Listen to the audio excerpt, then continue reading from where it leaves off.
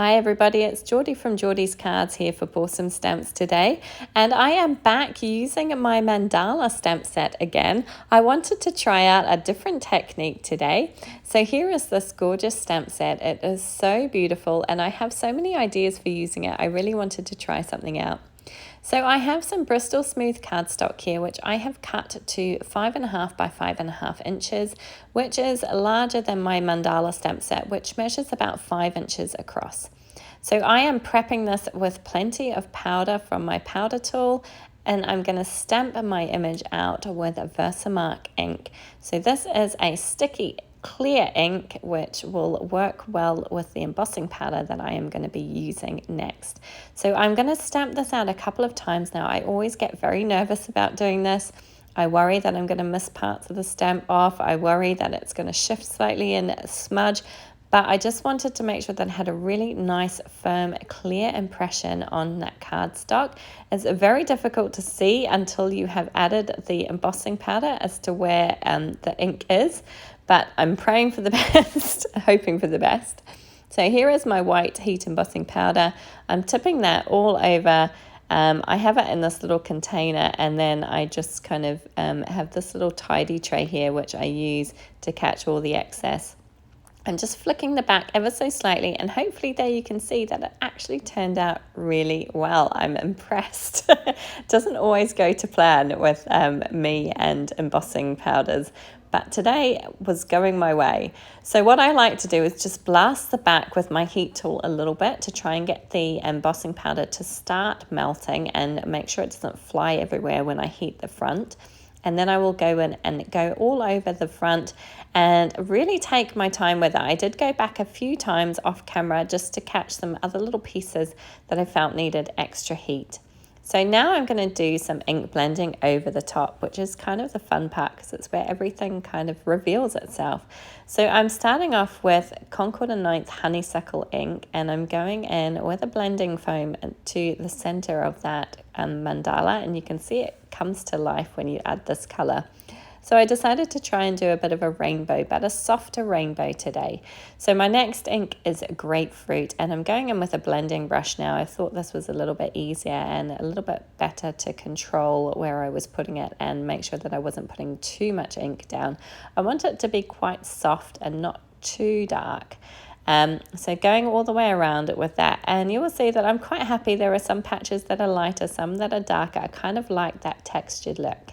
Next up for my yellow, I have Buttercup. And again, I'm just following the same process, kind of going over the edge of the piece that I've just inked and blending a little bit further out each time to create that pattern. Next up, I have my green, which is Parsley ink. Oh, sorry, my orange. Going back in with my orange again, just to darken that up a little bit and create that contrast between the two colors. Then I will bring my green, which will be Parsley ink. And again, doing the same process. I'm nearly at the edge of my mandala now, but I'm just going to go all the way around again and just add it out a little bit further. This is a nice soft green, and I think it works well with that yellow that I've just used. I will go back and forth between my colors a little bit here because I definitely want that definition between the two colors. So I'm going all the way around the edge with this green, and then I will go back in with that yellow again just to brighten that up in certain places and make sure that you get that kind of contrast between the colors, whilst also making sure that they kind of blend in together as well. You don't want a really kind of obvious line as to where one color starts and the other begins, but I just wanted to make sure all my colors were nice and bright and well represented.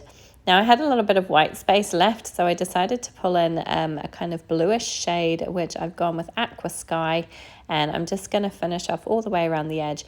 Now this is a very, very subtle blue, and I think I probably need a re-inker for this one because it's looking a little bit dry, but I managed to get a little bit of color out there and just go around the edges, and I think it just works nicely. As I say, I was going for quite a soft rainbow palette today.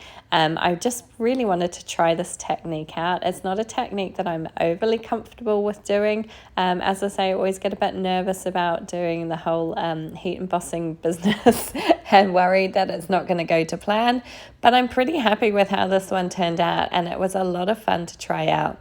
So once all of my ink blending was done, I just took a dry paper towel and buffed over the top so that I still get that nice white detail from my heat embossing.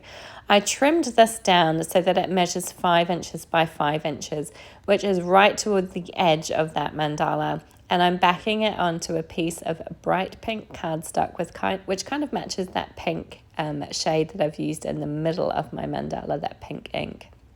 It just leaves a little kind of 1/8 inch of a border all the way around the edge.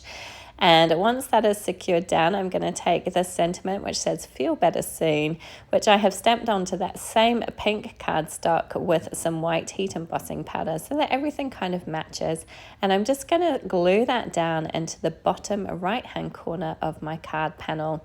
All that's left to do is to mount this onto a card base. So I've made my card base 5.5 inches square, and I'm going to mount this on top, and it will leave a nice little border all the way around. Again, about 1/4 inch border all the way around. And I just thought that this was a really lovely, quite simple card to put together, and definitely trying out some new techniques to me, and I really enjoyed making it. I hope you enjoyed this one. If you did, please do give it a thumbs up. Please do subscribe to our Pawsome Stamps channel. We would love to see you come back and join us again. And if you are in the mood, here are a couple of other videos that you might enjoy watching. Thank you so much for joining me today. Take care.